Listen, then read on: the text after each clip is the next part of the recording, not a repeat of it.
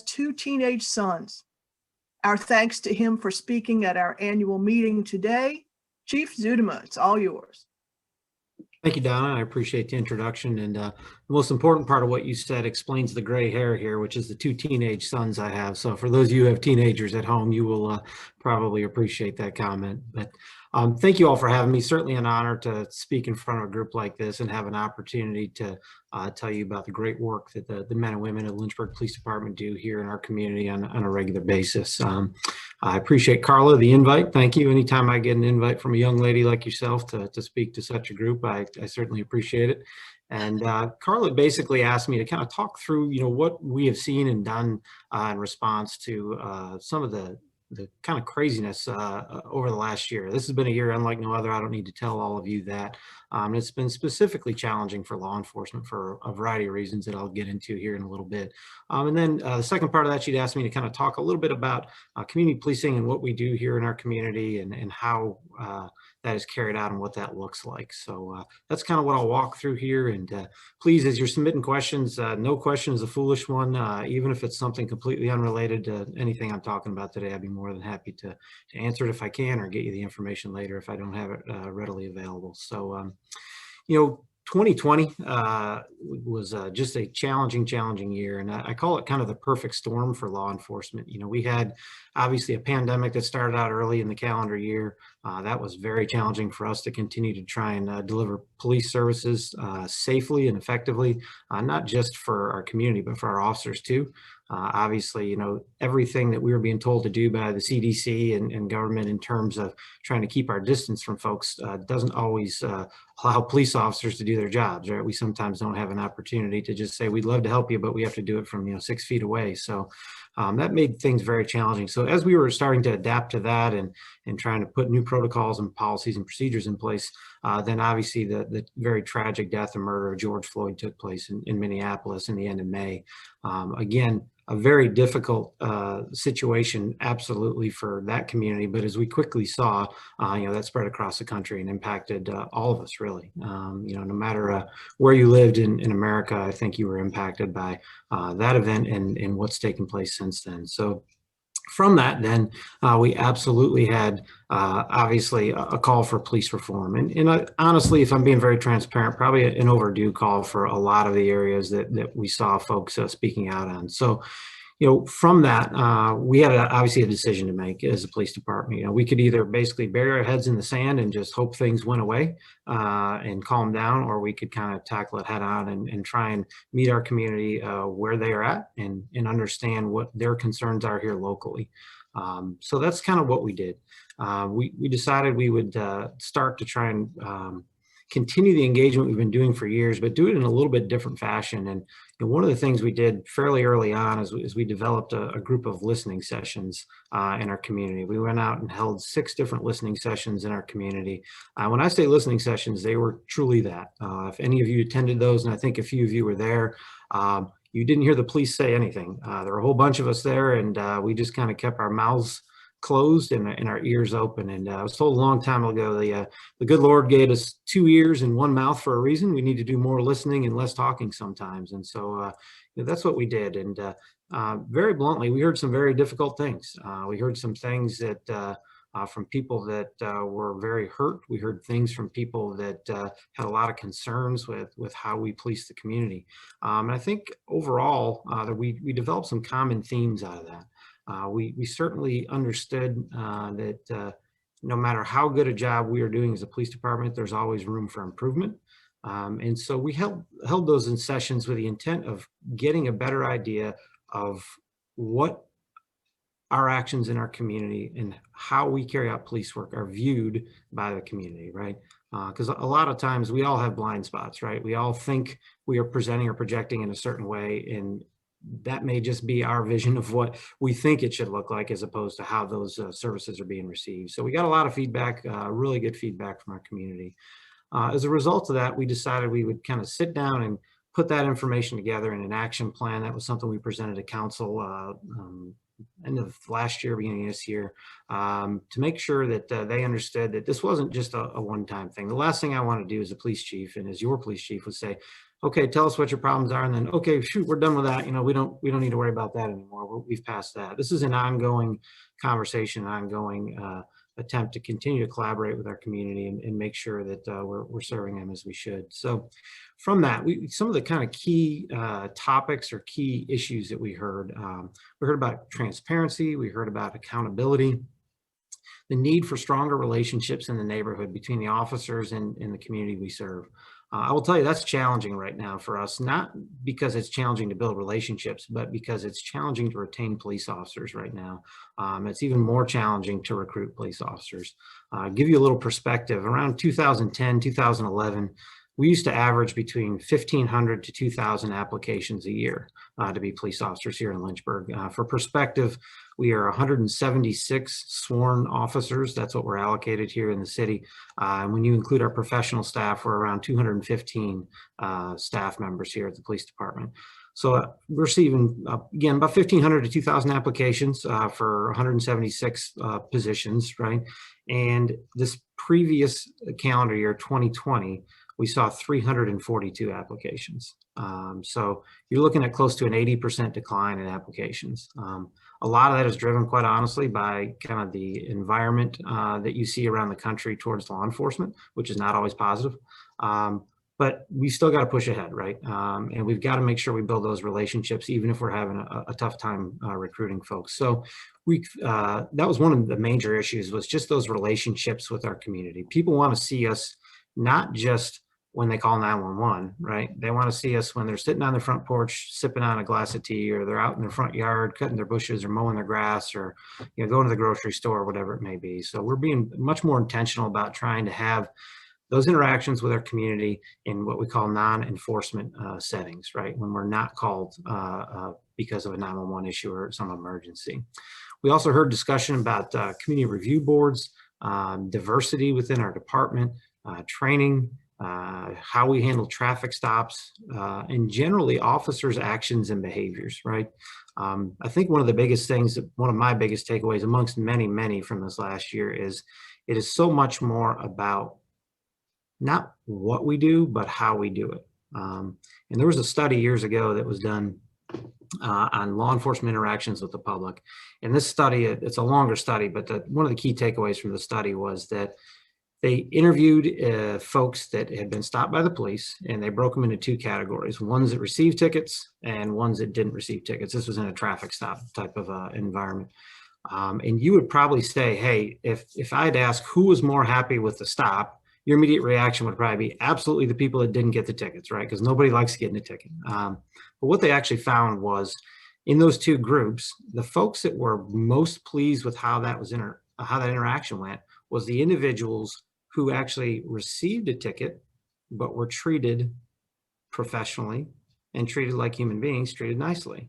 The ones that didn't receive tickets and were treated poorly were actually much more unhappy with that interaction, right? So again, it tells us that it's not so much about the what we do, it's much more about the how we do it. And so that was a big takeaway as well from a lot of these interactions is, you know, I remember a woman at a Darrington listening session who was very passionate about what she said. And she said, look, I have one son who's in prison. I have another son who's on the fringe of potentially going to prison.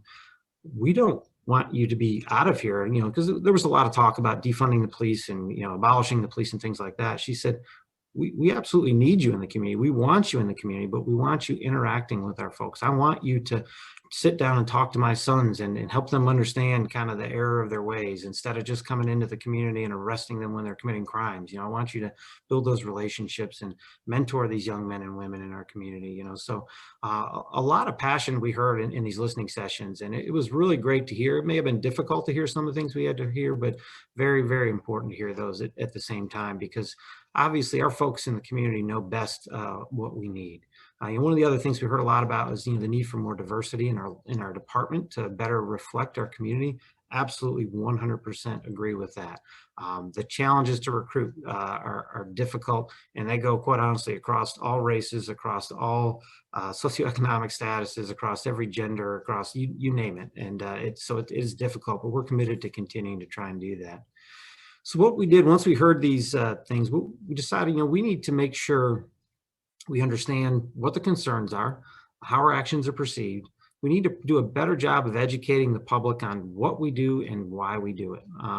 Because I think a lot of times we assume as your police department that you know, and the reality is most people get their education on police and what we do from either television and the movies, which is never accurate, or from social media, which, I mean, that has to be true if it's on social media, right? We've all seen, some of the challenges with social media over the years. And so we've got to do a better job of explaining what we do, why we do it, how we do it, things like that. And then getting, again, in those situations where our officers are developing one-on-one relationships. My challenge to my officers before I send them out when they get out of the police academy, I tell them, if you will go out and meet one new person every day for your entire career, you will have hundreds, if not thousands of people that you know, and get to know them on a first name basis. I want folks to know me as Ryan, not as, oh, that's Officer or Chief Zuidema.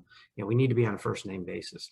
So as a result of a lot of those listening sessions, we try to put together kind of a report, for lack of better terms, of areas in which here are things we were already doing. Next thing, here's things we are planning on doing. And making sure that folks understand we're committed to making the Lynchburg Police Department organization that everyone can be proud of. There were a lot of things that came out of those listening sessions, as well as some of the national narrative around police reform that we were actually already doing here for a long time. We just needed to make sure, again, we did a better job of educating. I had several people call me early on after George Floyd and say, you guys need to have body-worn cameras. I can't believe you guys don't have body-worn cameras. Well, we have actually had body-worn cameras since 2016. So they've been in place for about 5 years. We had folks that said, hey, you need to have training with your officers on how to deal with mental health situations. So we've been involved with our crisis intervention training, or crisis intervention team, which is a partnership with Horizon Behavioral Health here in the city.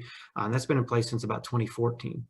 So we aim to train all of our officers in the CIT program. That's about a 40-hour program. We have over half of our officers trained in that. The challenge there, again, with turnover is keeping these folks up to speed as they kind of come and go. We lose about 21 police officers a year on average over the last 5 to 10 years in Lynchburg. So that's, about 12%, give or take 13% of our force, our sworn force. So it's a challenge to kind of keep that training up to date and always going. So, a lot of the things that we made immediate changes to was actually kind of memorializing or formalizing things that were already in practice but weren't documented.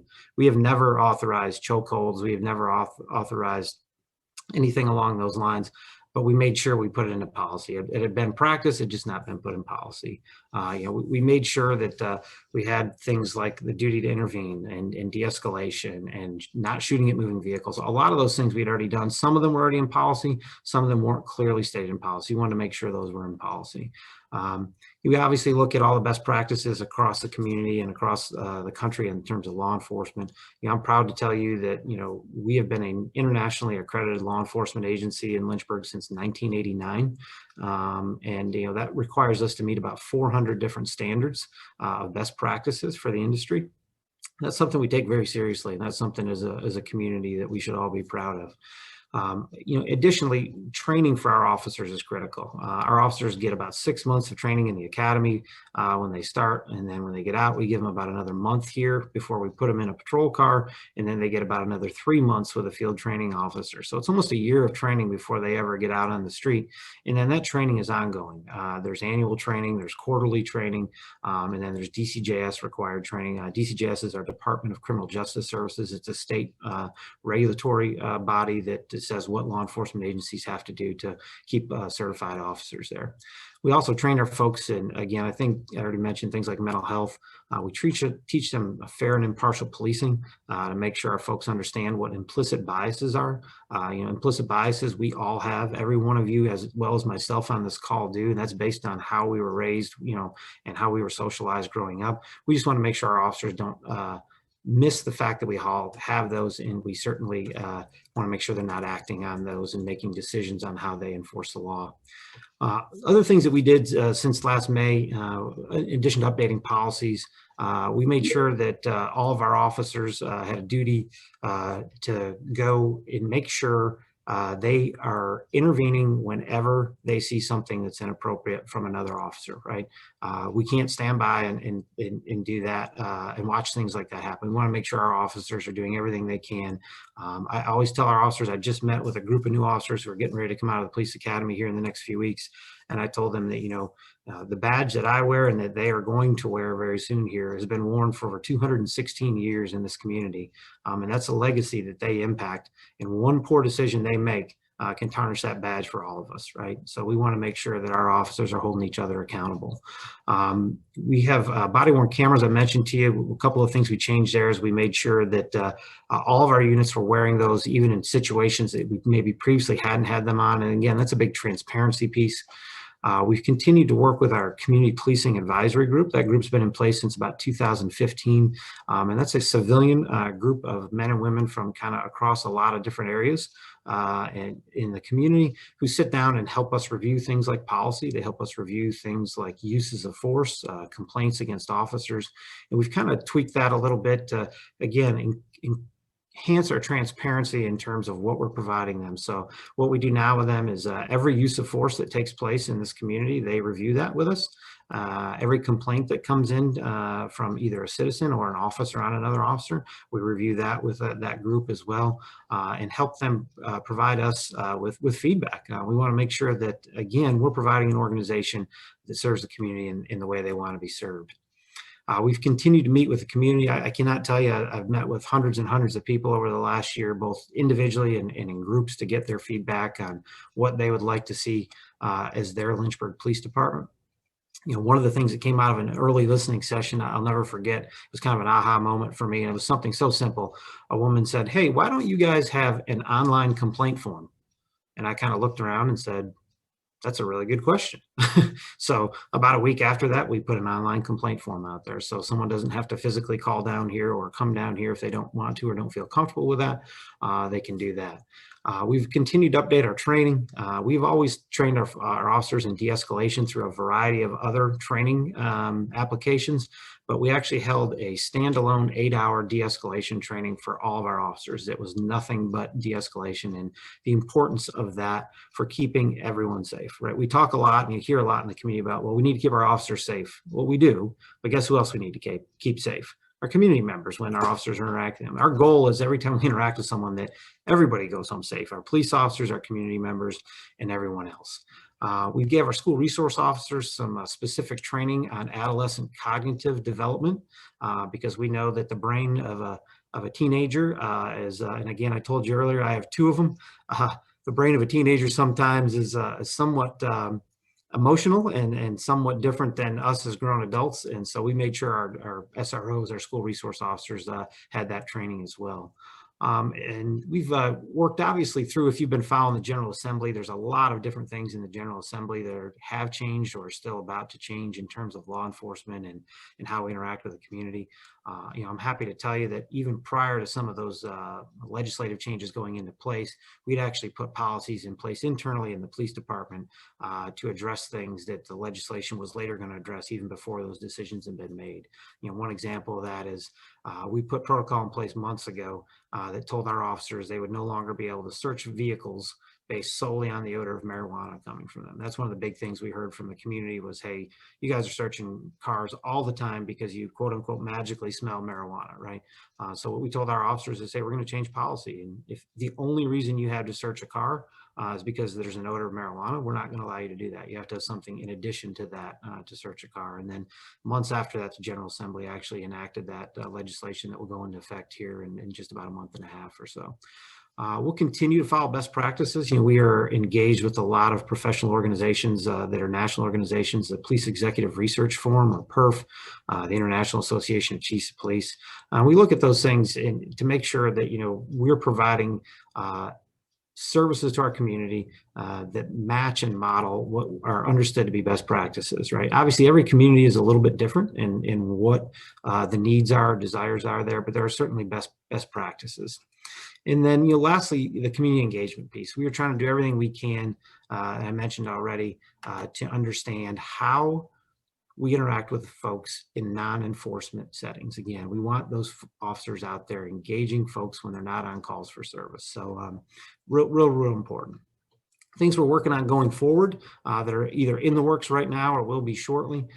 We are in the process of putting together a new website that should be up very soon. That's been a pretty massive undertaking because we really want that to be a website that you can be, one, can be very transparent, and two, can be a one-stop shop to get all sorts of information on the makeup of the police department, on what we do, on arrests we make, on tickets we write, on, just as transparent as we can be, a number of complaints we get, number of uses of force we have every year, and things like that, and I think it's important to give not just numbers, but give context, right? So in an average year in Lynchburg, we usually have between 65 to 70,000 interactions with our community or calls for service. And if I had to ask you, and I know this isn't the point where we're giving interactive content here, but if I had to ask you, what percentage of those interactions do you think our officers use force on? I want you to just pause on that for a second and think of 65 to 70,000 interactions we have with our community. If you had to guess to yourself, what percentage of those interactions do we use force in? If I told you that we actually used force in less than 0.1% of our interactions with our community, you might be surprised, but that's consistently what we see. Less than 0.1% of the interactions we have with our community do our officers use force. On average, about 60-ish or so times a year, we have incidents where our officers have to use force to effect an arrest. And that's a really, really, really low number. And that again speaks to the great work that our men and women do here in the department. So in addition to the website and transparency, we are working on diversity, equity, inclusion, right? So that's one of the things that we've done. We've established an internal diversity committee within our department. We have a broad range of folks from all sorts of different walks of life. Again, we're still trying to do a better job of reflecting our community in terms of diversity. And, I pause on diversity a lot of times because I think a lot of times people, when they think of or speak of or hear the word diversity, they immediately go to just black and white, right? And it is so much greater than that, right? One of the areas we struggle on diversity in our department is gender diversity, right? We need more women as police officers. And we also want to make sure we're diverse in terms of having LGBTQ officers here, right? And we certainly have some officers that identify in those areas, but we need more. And we need to be able to go out into the community, and we want folks in the community to see themselves in our police department. So we'll continue to work on that. And just as importantly, we need our officers who fit into any of these categories that I just mentioned to feel comfortable working here, right? Law enforcement traditionally, and this is not just Lynchburg PD, but across the country, is a white male dominated profession for the most part. And we want to do everything we can to diversify that as much as we can. We're going to continue to develop that relationship with our community policing advisory group. We're going to always evaluate our training. Our training is never done. Our officers don't just get out of the academy and then, okay, you know everything you need to know about being a police officer. I've been doing this job for almost 25 years now, and I learn something every day. And sometimes I learn things from some of our younger folks that are a much different generation than I am. I start to feel really old a couple of years ago when the folks I was hiring now to be police officers were born after I started police work. So it was an interesting moment in my career, but also hiring folks that are not too much older than my children. So, it's perspective, I guess. But we want to make sure that we continue to update our training in all areas, making sure our officers understand the rich history here in Lynchburg. That's one of the things we're working on. We're not quite there yet, but to understand the cultural history here in Lynchburg, because a lot of our officers are not from here. As you heard from my bio, I'm not from here, although I call Lynchburg home now. I've lived here longer than I lived in Western New York, which if I didn't mention, I lived there until I got old enough to realize I didn't have to, and I left. Very snowy and very cold. So it's nice to be here where there's warm weather and a change of seasons. Other things we are continuing to do, we have for a while done this we do annual mental health assessments for our police officers. So they get a full psychological exam from a group of psychologists at UVA before we ever hire them. And I'll tell you right up front, that is the biggest thing that usually bumps people out of our selection process. After they get past the initial kind of application and making sure they qualify to be a police officer, there's many phases, but that's one of the biggest phases. They do a full psychological exam before they're hired. And now we are realizing that we need to do those annually for our folks. So we're doing that moving forward, and myself included. And the reality is this job is extremely taxing mentally on our folks. So for perspective on that, in the United States of America, every year about 150 police officers are killed in the line of duty. So that could be everything from a car crash to being feloniously shot to being stabbed or anything like that. So 150 officers a year killed in the line of duty in United States. What's much, much, much more tragic and unfortunate is over the last probably 5 years, over 200 officers in the United States a year have died by suicide. And that is tragic. And we are committed here to doing everything we can to make sure that never happens here. We have a peer support program. We have a wellness program that looks at everything from physical wellness to emotional wellness to financial wellness to you name it, and making sure that our folks have the resources. We have a chaplaincy program here. We have EAP available to our folks and a variety of other things to do everything we can to help make sure these young men and women, after serving a long career as a police officer, will have a healthy and productive life and don't fall victim to suicide, because that's a very challenging thing. Other things we've done, we're hoping to do in the very near future, and if you saw the news yesterday from the governor, this will help us a lot, which is we can actually get out and start to interact with people again, right? It'll be amazing. And as much as I love seeing you all on Zoom, I'd much more appreciate being in front of you, because I think we miss that personal interaction. So one of the things we want to start doing is holding some town halls just periodically, hopefully quarterly, around the city in different areas to get feedback and make sure that we know, again, what our community wants and needs. So, we've had a variety of partnerships in the community for many, many, many years. We're going to continue those partnerships and build on those partnerships. I could list you probably right now about 40 different ongoing partnerships we have with a variety of groups. This is everything from, the Boys and Girls Club to the Salvation Army. We have a Citizens Police Academy. We work with city schools doing reading to elementary school students. We partner with One Community, One Voice.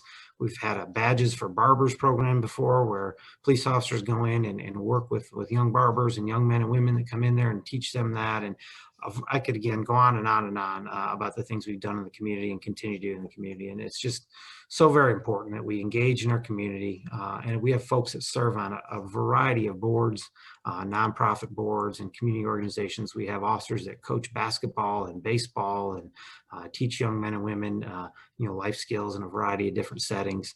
Most recently, we've been trying to partner with some of our younger folks in different ways, because, I think the key to developing strong relationships is not waiting till these men and women are 16, 17, 18. They've probably already developed an opinion of law enforcement by then, but it's trying to catch them very, very young, early on, whether it's in school or in the community, and as well as going out and serving our community. If you've seen lately in some of our things, we've been over at White Rock Cemetery, helping kind of rehab that cemetery that was just horribly overgrown.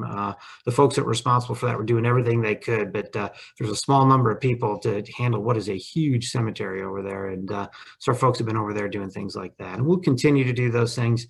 We'll continue to obviously do everything we can to partner with some of the folks in our community that need it the most, folks that are obviously dealing with mental health issues, homelessness issues, poverty, all those things, drug abuse and addiction issues, and all those things kind of compound other issues that we see and deal with. So we're going to do everything we can, obviously, to try and make sure we're providing them with the best services we can.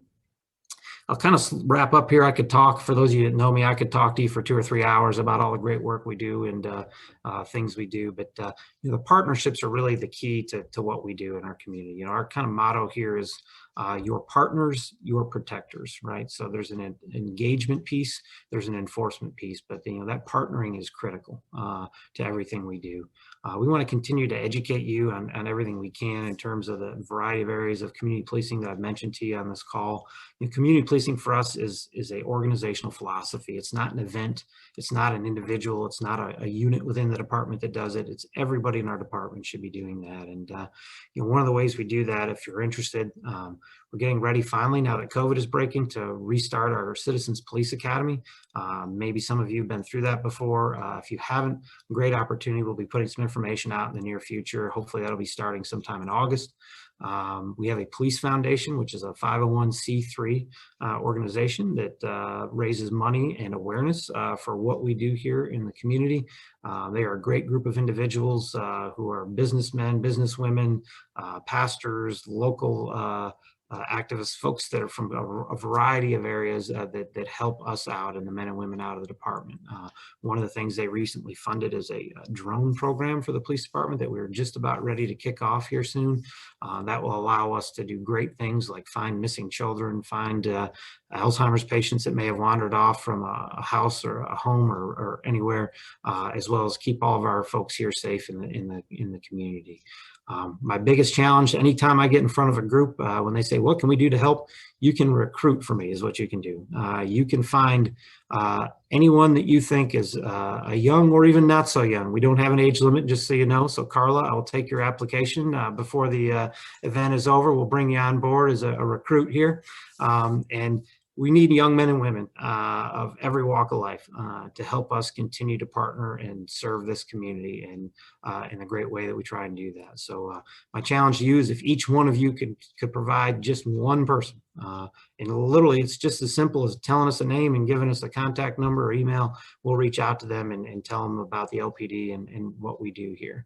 I'd be remiss before I close if I didn't mention this is National Police Week. This is a week where we honor those men and women who have given the ultimate sacrifice to our community. There's over 22,000 names on a memorial in Washington, D.C. If you ever get a chance to go up there, of the men and women who have given their lives in service to their communities. We have lost 4 Lynchburg police officers in our 216 years in the line of duty. The last one was in 1933. I mean, I am, knock on wood, I am hopeful and grateful that has been that long, and hope that continues forever, quite honestly. But that's kind of my 30-minute, as quick as I could, Carla. I hope I kept it close to 30 minutes, and I'd be more than happy to answer any questions you have about anything in general. Great, thank you so much.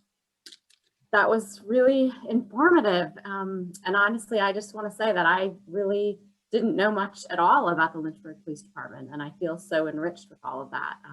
It sounds like you all are doing some wonderful work there. So thank you so much, Chief Zuidema, for sharing that with us. We do have some questions, so I'm just going to sort of launch in, if that's okay. So the first question was about adopting national standards. How do you feel about adopting national standards for the police? Yeah, interesting. We are one of the few countries in the world that has, across the United States, there's about 18,000 police departments or sheriff's departments. And if you think about that across 50 states, that is an incredibly large number, right? And, most of those departments, about 85% of those departments have fewer than 50 police officers. They're very small. And there's obviously larger departments all the way up to New York City, which is the largest in the country with around 40,000 police officers.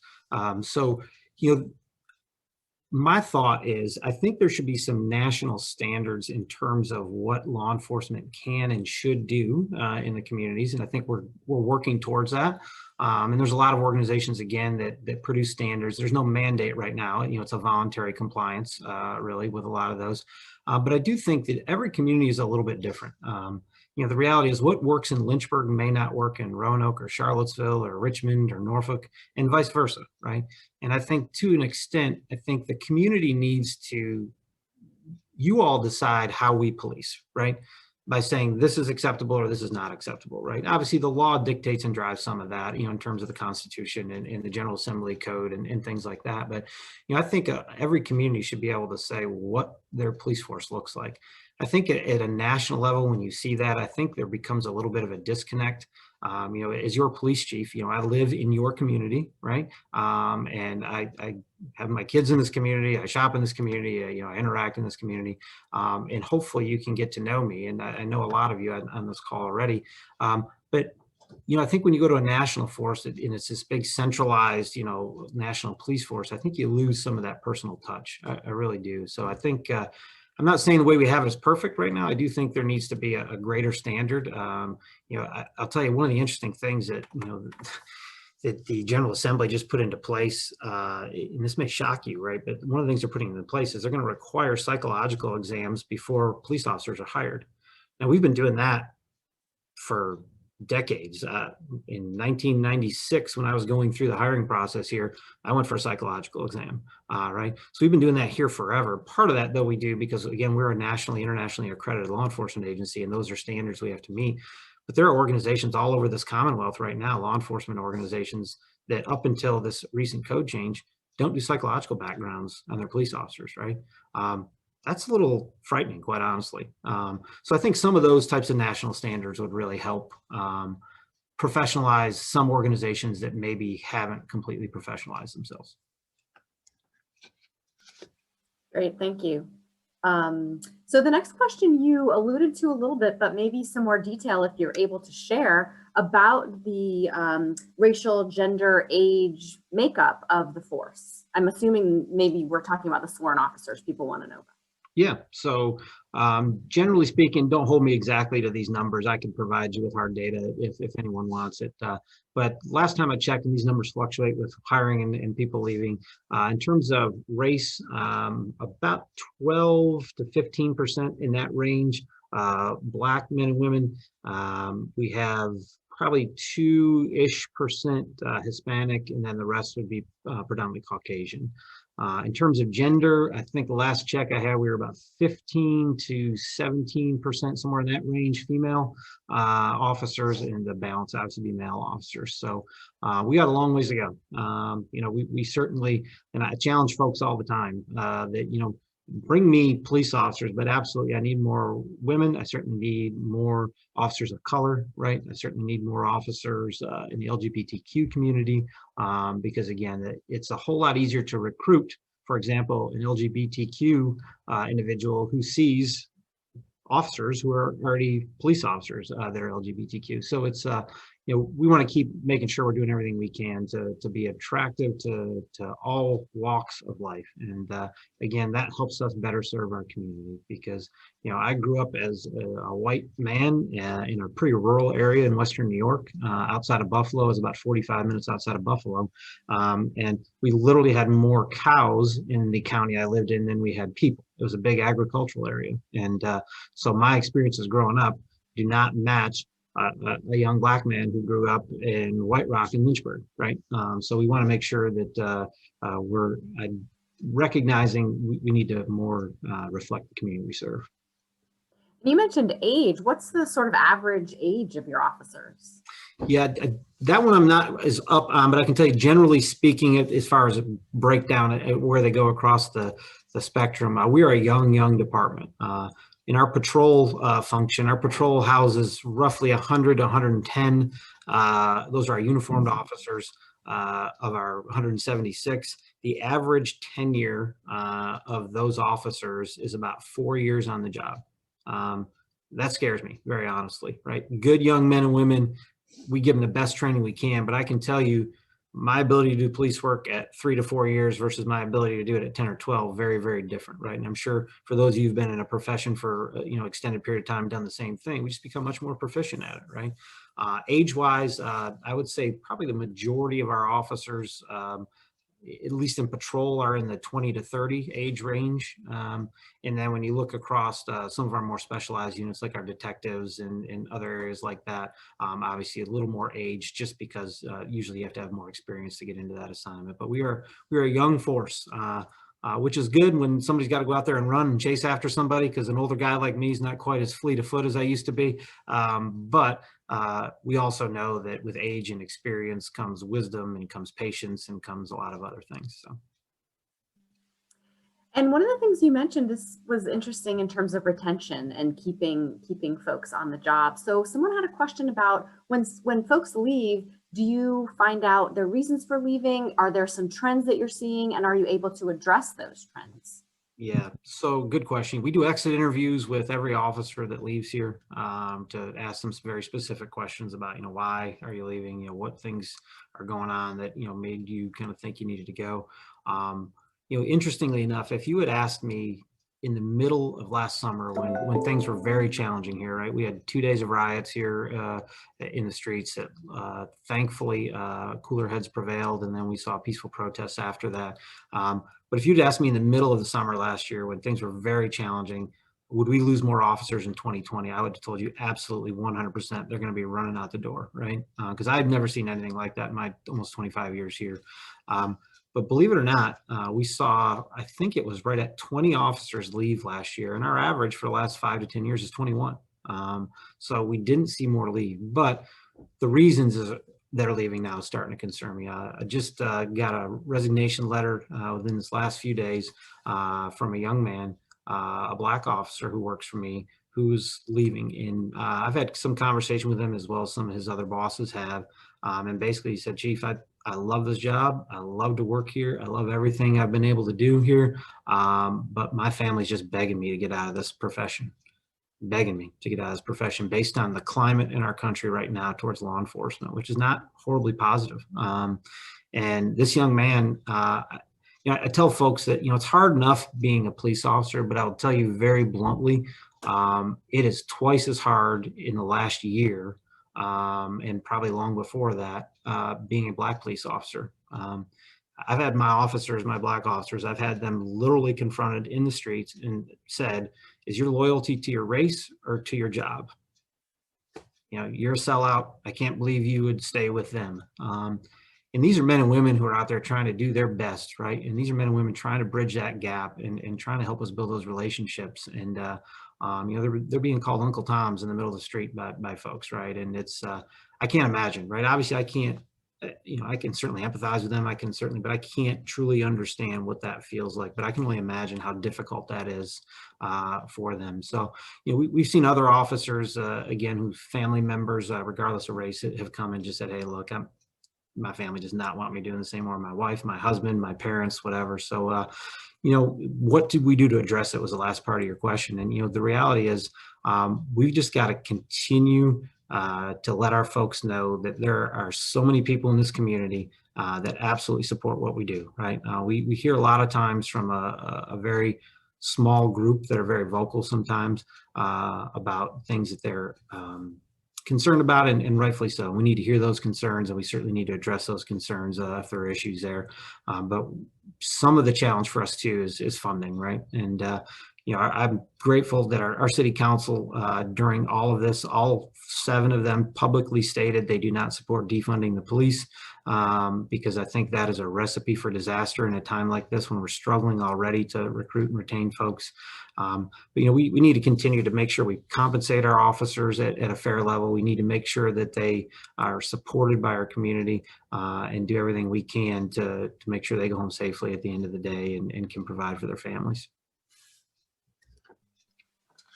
Yeah, that's what you described. Just sounds really hard. I mean, again, I'm white. I can't, as you say, fully understand it. But it's, it becomes sort of a self-fulfilling prophecy then. Also, if you don't have folks on the street who look like the folks in some of those communities, so that's a real challenge. Speaking of interventions, you talked a little bit about mental health interventions. This is a question on a different sort of intervention. Do your officers receive training in intervening in situations with folks who have dementia? And if so, is there someone locally that you're partnering with for that training? So part of that training comes in the police academy. When they're in the initial academy, they get that training. We have done, I can't tell you how long ago it's been now, some standalone training. I've got the memory of about a 95-year-old man. I apologize, but we have done some dementia-related training for folks because the reality is there's no one approach that we can apply to everybody, right? And that's one of the biggest things we try and push with our officers is, how you approach a dementia patient is different than how you approach a patient who's bipolar, which is different than how you approach a schizophrenic patient, which is different than how you approach a parent who just saw their child die, which is different than how you approach a 13-year-old kid who's having a horrible day in school, like I did one day. I'll never forget, I had a high school principal. I was having a rough time. My parents got divorced when I was a teenager in high school and was really kind of struggling with that. And I got into a fight in gym class. I'll never forget it. And the principal absolutely could have kicked me out of school. He certainly could have sent me home. He could have suspended me. He could have done a lot of things. And he pulled me aside. He knew kind of what I was going through at home. He said, "Hey, tell you what, Ryan, why don't we do this? Why don't you go home for the day? Why don't you go to the mall or something like that and just kind of relax and come back tomorrow," kind of thing. So, how we approach and interact, and arresting people is not always the answer, right? In fact, rarely is it the answer. We only make about 5,000 arrests a year here in the community, right? So less than, really, you look at the large numbers of folks that we interact with, that's less than 10% of the interactions are arrests. So yeah, we do get specific training and things like dementia and really try and make sure our officers are looking at the whole picture and finding alternatives. There's times that absolutely we have to arrest folks and we have to deal with that, but there's so many other cases where we need to serve as kind of a conduit, for lack of better terms, to get those folks to the right services. Because at 3 o'clock in the morning, when someone's having a mental health episode, there's really not anybody else to call, right? We are that kind of default, and that's a challenge sometimes. And we're working towards a co-responder model for mental health related things to make sure that we can best serve our community and get these folks to the right services. Thank you for that. Related to social media, what do you have policies in place for how officers use their social media? Are they, if they reprimanded, if they call somebody out or denigrate them on social media? How is that, in terms of use as an officer? Yes, we do have a policy on social media, have for many, many years. Social media is our best friend in terms of investigative work. It's also our worst enemy sometimes when folks decide to go out and put foolish things out there. So we do have a policy that's been in place for many years. It's been out there. One of the things that policy says is that, our officers should not be identifying themselves as a member of the Lynchburg Police Department or putting any pictures of themselves out there as members of the Lynchburg Police Department. It's not because we don't want them to be proud of where they work, right? But if in one post I put that, hey, here's me in my uniform by my police car and look at me, and then 3 months later I'm posting something that's maybe a little inappropriate, right? Well, that reflects on our organization, right? And the professionalism that we try and maintain at all times. So, there is certainly a very fine line, I will tell you, a very fine legal line on what people can and can't put out. And it's really a case-by-case basis. If you're ever really interested in reading anything legal and you're bored and can't sleep at night, there's a case called Pickering. It's a Supreme Court case that talks about, local government employees.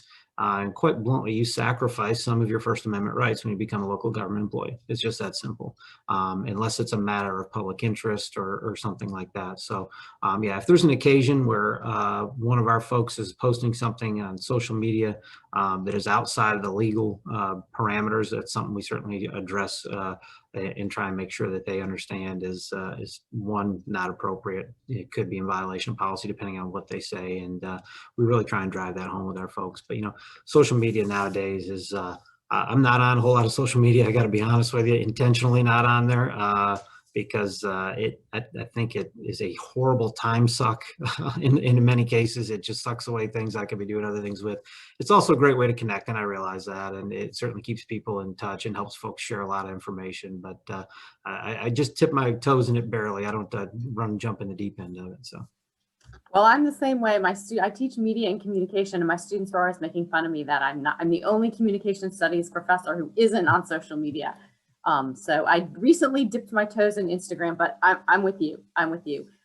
So a question came forward about COVID vaccinations in the police department, and the person said they thought that there were some low rates of vaccination among police officers, and thoughts about that, and if that's going to change or not because of the sort of lowered restrictions that are happening moving forward.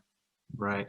Yeah. So a little background on COVID. We, like everybody, COVID doesn't discriminate, right, against professions or anything else. And our biggest challenge is, we are dealing with folks who have COVID, and we don't have a choice but to put our hands on them to arrest them or things like that. And we've also seen folks that unfortunately are using COVID as a weapon towards our officers. We had a COVID positive woman who spit in one of our officers' eyes intentionally and told her, "I have COVID and now you do too."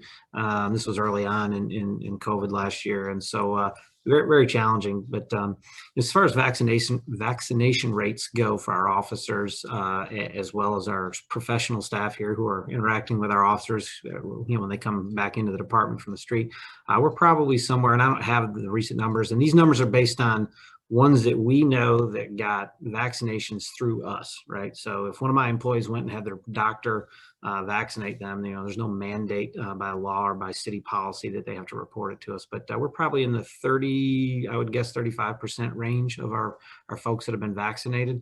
I got mine as quick as I could and vaccinated. I had 2 boys who both got COVID, and we locked them in different rooms in the house and kept them separated. And luckily we didn't get it, but it impacts all of us. So, in terms of going forward with the restrictions, there's, interestingly enough, even though the governor and the CDC say, if you're vaccinated, you no longer have to mask in public or in businesses, assuming the business allows you to not mask. That's still their legal right to say you can't be in my business without a mask.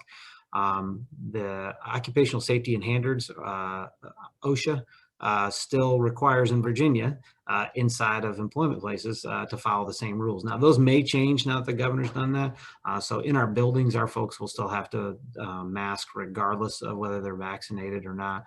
And then obviously it'll be a personal decision if they want to mask when they're outside. We encourage them. We provide them with all the PPE to use if they need to use it. We encourage them to use it. And a lot of times, what I think folks don't realize, a lot of times our folks would mask long before COVID for different reasons. If they knew they were dealing with somebody who had a contagious disease, and we're regularly dealing with people who have all sorts of different contagious diseases. And oftentimes when the fire department, who we work very closely with, is dealing with a patient who may be combative for whatever reason, we're the folks that they call to come in and help, right? And so we're helping, try and restrain somebody so they can get them the medical services they need in some cases. So it'll be interesting to see what kind of goes forward with COVID. I'm really not sure where we are as a country yet with that. I'll be very interested to see what some of the businesses say or do. And, the enforcement piece is always a question for us. We've stayed out of the enforcement game of COVID. That's the health department that really is responsible for that. Because, what I envision now is, okay, Target's open tomorrow or today with no masks, or maybe they say you have to have a mask if you're not vaccinated. And I walk in the door and they say, "Are you vaccinated?" And I say, "Well, that's none of your business. You can't ask me that question," right? And you can see it kind of go downhill from there. So we're starting down the right road with that, and I hope we can get there in the near future. But we'll continue to monitor those things. So I have one more question, and this actually I think is a really good place to end. And so the question is, based on the community and neighborhood meetings that you had last summer, what changes have you made, or what changes are in the works? Yeah, so a lot of those, I hope I touched on as we went through. The biggest thing I would like to see is to get our staffing back up to a point and a level where we can have more free time for our officers to engage our community. We've been working with council. I presented prior to COVID, a proposal to council that we needed a lot more police officers. We needed to hire about 26 additional police officers and about 16 additional professional staff members to basically meet the needs of our community. We did a year-long workload assessment of our department to try and see, where we are stretched thin, and we are stretched pretty thin. So I think the reality is, right now, to give you an idea, I mentioned recruiting earlier. We run 2 police academies every year here in the city, one in January, one in July. And the academy that's going through right now is just about to end. I needed to hire 16 officers to fill that academy, about 10% of my sworn staff I needed to hire.